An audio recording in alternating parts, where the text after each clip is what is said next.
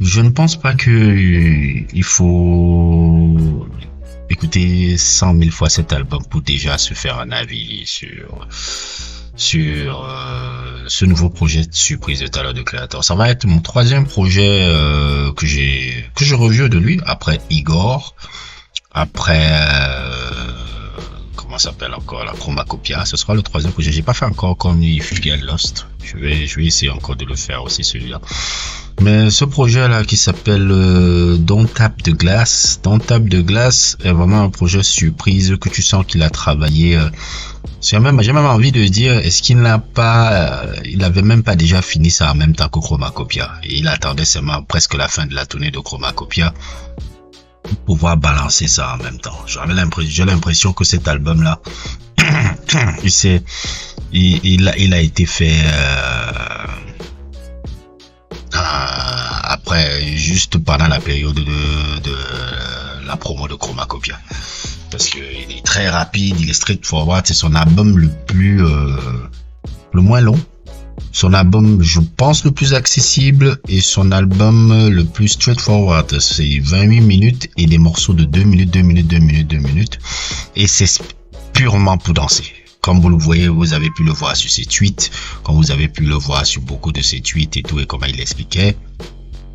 Cet album n'a pas une narrative comme un peu dans Igor, comme dans Come If You Get Lost, ou comme dans Chromacopia, qui était beaucoup plus Chromacopia qui est son album le plus personnel. Là, c'est juste I wanna dance, I wanna flex et tout. Et je pense que dans les sonorités musicales qui sont choisies, on vogue entre la musique un peu des années 80. La musique un peu des années 80, dans Igor il y avait ça, mais c'était beaucoup de la musique Brit-Funk et la musique New Wave. Mais ici là, on vogue beaucoup plus, on va un peu dire un peu une sorte de funk, pas funk New Wave, un peu funk, un peu, il peut rappeler un peu SOS Band un peu parfois et tout. Dans certains trucs SOS Band ou comment il s'appelle encore, Zapp & Roger. Et je dirais aussi les bangers un peu qu'on pouvait voir dans les années 90-2000, surtout les années 90-2000. C'est pour ça que les influences visuelles déjà de l'album, comme vous l'avez pu un peu le voir là dans les trucs internet, et ça s'inspire un peu de trois influences particulières. Le look rouge qui rappelle LL Cool J dans la période de l'album Bad. Déjà, je crois que Bad c'est le deuxième album de LL Cool J, je pense. Et Ludacris aussi dans l'album Word of Mouth, qui était aussi, comme vous vous rappelez, c'était Word of Mouth. Ouais, je pense ouais. C'était Word of Mouth ou Red Light District. Là où il y a Get Back là. Attendez, je veux encore d'ailleurs, même j'ai envie de faire un sujet sur Ludacris. Ludacris, l'album c'était au Get Back. Get Back, c'est dans Red Light District, ouais. J'ai envie de faire un sujet sur Ludacris. Ludacris, c'est l'un des rappeurs les plus sous-cotés de son époque. On a l'histoire, ou bien un lyriciste incroyable avec une discographie qui est vraiment, vraiment excellente et tout. Bon, genre, j'essaierai de faire un sujet sur Ludacris parce que j'avais l'impression que parfois on l'oublie. Et il vendait même en plus. C'était pas quelqu'un qui était là, oui, il vendait beaucoup. Il vendait énormément, Ludacris. Ludacris vendait énormément. Ludacris vendait des disques de platine tout le temps, 1 million, 2 millions, c'était des trucs et tout. Et la troisième influence encore, 50 Cent. Get Rich or Die Trying, comme vous pouvez le voir un peu là. Donc c'est, comme je dis, des bangers des années 2000 et des choses un peu funk, ring ring ring ring. J'ai l'impression que quand j'écoute un peu la sonorité de ring ring ring ring, on a affaire un peu à quelque chose qui ressemble un peu à Off the Wall de Michael, la chanson Off the Wall éponyme et tout, surtout le rythme de basse, il y a beaucoup de trucs. Les thèmes, il n'y a pas vraiment un thème, c'est vraiment un album pour danser, hein, dans les lyrics et tout. Il y a beaucoup de braggadocious, beaucoup de trucs un peu aussi qui évoquent des trucs sexuels, tout. Il a profité pour balancer le clip en même temps, le clip de Stop Playing With Me, qui peut rappeler un peu un mix entre le clip de comment il s'appelle là, le clip de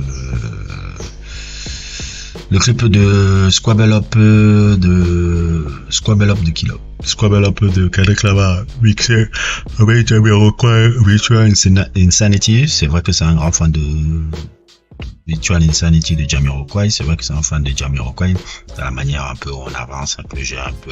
Ça, c'est un album straightforward. Hein. Il n'y a pas à faire trop d'analyse profonde et tout. J'ai essayé un peu de faire une réaction. Je l'ai su 4 fois, 5 fois.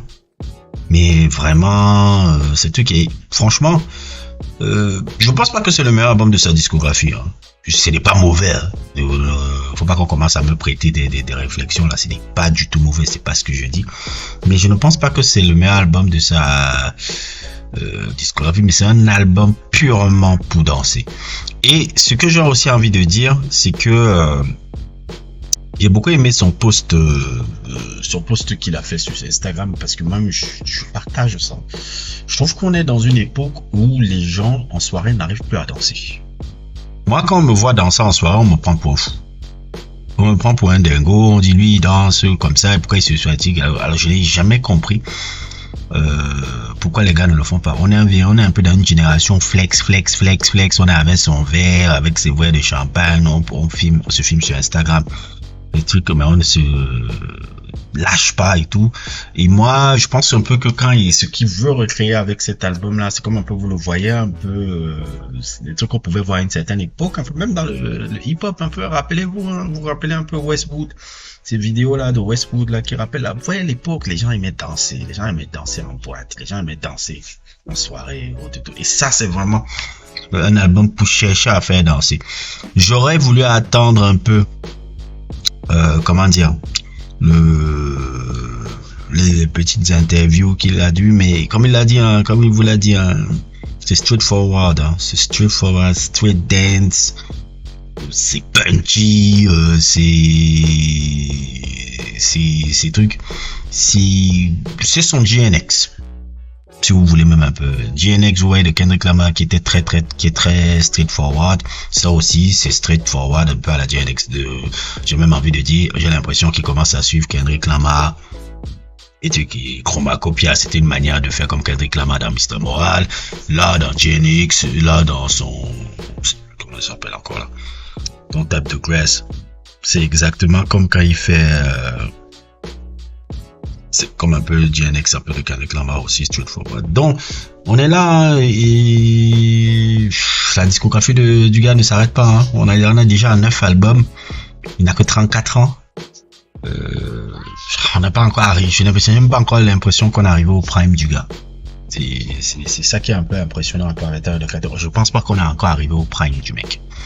On n'est pas encore arrivé au prime de la musique qu'il est capable de faire. J'ose imaginer un peu le type de musique qu'il fera quand il aura 50 ans. Parce que 34 ans là, on est en train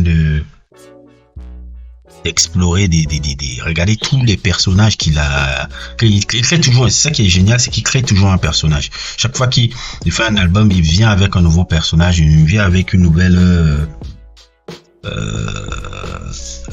exécution et autres et tout. Il switch toujours ça, c'est vraiment passionnant avec le gars. Et là, on verra bien, hein, on verra bien et tout. Mais moi, c'est un fabuleux. C'est un très bel album, très belle surprise, un très bel album d'été, un banger pour le banger truc. Pas forcément le meilleur album de sa discographie, forcément l'album le plus accessible et tout. Et je pense qu'un album qui risque aussi à avoir beaucoup de succès et autres et tout. Et moi, c'est ce genre d'album pour faire la fête que moi je suis d'accord. Comme je dis toujours, Tyler, le créateur représente, Tyler, le créateur, The Weeknd, Kendrick Lamar. Ces mecs-là représentent un peu le type de mainstream que je veux voir. Et moi, je valide totalement. Donc voilà, hein, c'est un peu ma réflexion un peu sur cet album-là. N'hésitez pas à le regarder, n'hésitez pas à liker, n'hésitez pas à vous abonner et n'hésitez pas aussi à regarder ma chaîne Twitch où j'ai fait aussi une réaction de l'album que je suivais. Je vous mettrai le lien dans la description. Ma chaîne Twitch s'appelle Digable, du Digable Show et tout. C'est là, vous pouvez le regarder aussi là-bas. J'ai fait une réaction vidéo là-bas. Donc voilà, c'est tout ce que j'avais à dire et à plus pour d'autres aventures.